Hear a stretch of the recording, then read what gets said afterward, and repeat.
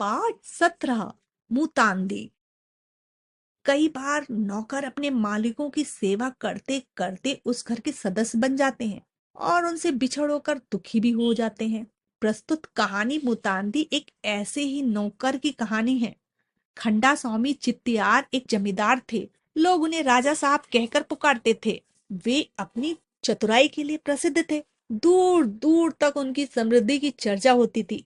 राजा साहब ने अपने बेटे शंकरन को बड़े लाड प्यार से पाला था। उसे उच्च शिक्षा पाने के लिए इंग्लैंड भेजा। शंकरन पढ़ाई पूरी करके भारत आया और जल्द ही सरकारी अधिकारी बन गया। राजा साहब के घर मुतांदी नाम का रसोइया बरसों से काम कर रहा था। वह बहुत मेहनती था। राजा साहब उसका बहुत आदर करते थे। यही कारण था घर के लोग मुतांदी से नौकर की तरह व्यवहार नहीं करते थे। शंकरन ने जब से होश संभाला तब से मुतांदी को देखा था। उसे यह बात याद नहीं थी जब उसे मुतांदी की बात न मानी हो। मुतांदी ने सारा जीवन राजा साहब की सेवा में बिता दिया। उनका अपना घर, अपनी संतान कुछ भी न था। यहाँ तक कि उसे कभी इनकी जरूरत भी महसूस नहीं हुई। मुतांदी ने शंकरन को अपने कंधे पर बिठाकर गांव भर में घुमाया था। अपने हाथों से उसे भात खिलाया था। शंकरन पर वह अपनी संतान की भांति अधिकार जमाता था।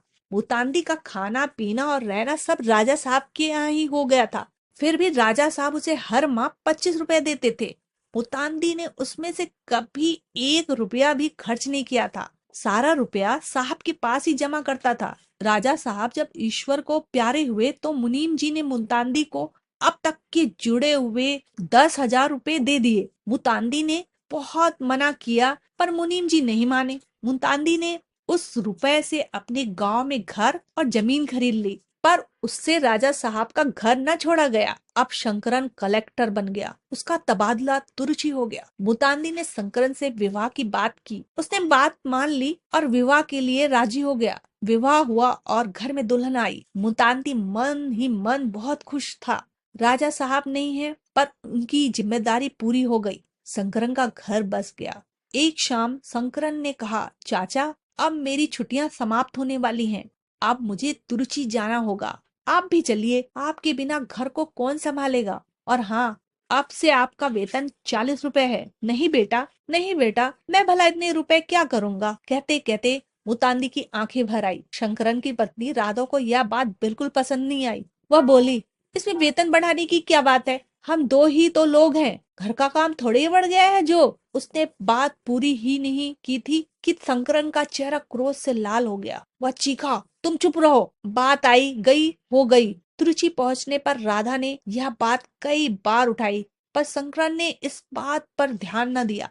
एक दिन शाम को शंकरन घर आया तो मुतांदी से पूछा, बेटा शंकरन कॉफी पियोगे। हाँ चाचा, शंकरन ने कहा। मुतांदी भीतर कॉफी बनाने गया तो राधा बोली, आप इतने बड़े कलेक्टर, यह आपका मामूली नौकर आपको नाम से बुलाता है। कोई सुनेगा तो भला क्या कहेगा। और एक आप हैं कि इसे दिन भर चाचा चाचा कहते रहते हैं। भला मालिक और नौकर में कोई अंतर है भी या नहीं।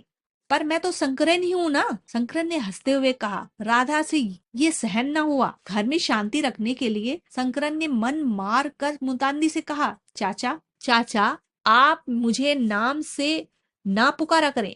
आप मुझे मालिक, इन्हें मालकिन कहे तो ठीक रहेगा। यह हमारा गांव नहीं है। लोग सुनेंगे तो क्या कहेंगे। मुतांदी हैरान रह गया। उसकी समझ में कुछ नहीं आया। उसकी आंखें भर आई। सिर झुकाकर बोला, जी मालिक, और भीतर चला गया। इतने से भी राधा को चैन न आया। वह रोज कोई न कोई बहाना बना के मुतांदी को झिड़क देती थी। शंकरन ने रोज की लड़ाई से तंग आकर एक दिन कह ही दिया, चाचा अब आप बूढ़े हो गए हैं, आपको आराम की जरूरत है। ये 200 रुपए लीजिए और अपने गांव चले जाइए।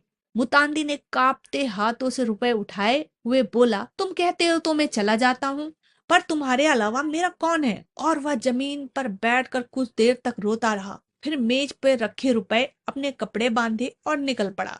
राधा दूसरे कमरे में सब देख सुन रही थी। वह मन ही मन प्रसन्न थी। दिन बीतते गए। शंकरन के घर बेटे ने जन्म लिया। उसके जन्मदिन का उत्सव था। घर में काफी चहल पहल थी। ढेर सारे मेहमान आए हुए थे। तभी सामने से मुतांदी आया। वह खुशी से फूला ना समा रहा था। वह दौड़कर नन्हे बच्चे की ओर लपका। अरे ये तो राजा साहब आ गए। वैसा ही चेहरा, वैसे ही नाक नक्शा। मुतांदी ने बालक का माथा चूम लिया। उसके हाथ में सोने के 2 कड़े थे। वह राधा से बोला, बहू, ये मेरे पोते के लिए है, इन्हें इसे पहना देना। यह कहते कहते मुतांदी ने कड़े राधा के हाथ में पकड़ाए और बाहर की ओर चल दिया। तभी शंकरन सामने आ गया। मेरा बेटा, कहकर मुतांदी शंकरन से लिपट गया। उसकी आंखों से आंसू बह रहे थे। शंकरन कुछ कहना चाहता था, पर उसका गला भर आया। वह कुछ बोल न सका। मुतांदी बोला, बेटा चलूं? नए मालिक से 2 दिन की छुट्टी लेकर आया था, अब चलूं? रेल पकड़नी है। मुतांदी चल दिया। तभी राधा दौड़ी आई और ऊंची आवाज में बोली, अरे चाचा को रोकिए ना, अभी तो उन्होंने कुछ खाया भी नहीं। चाचा चाचा रुकिए ना। मुतांदी के बढ़ते कदम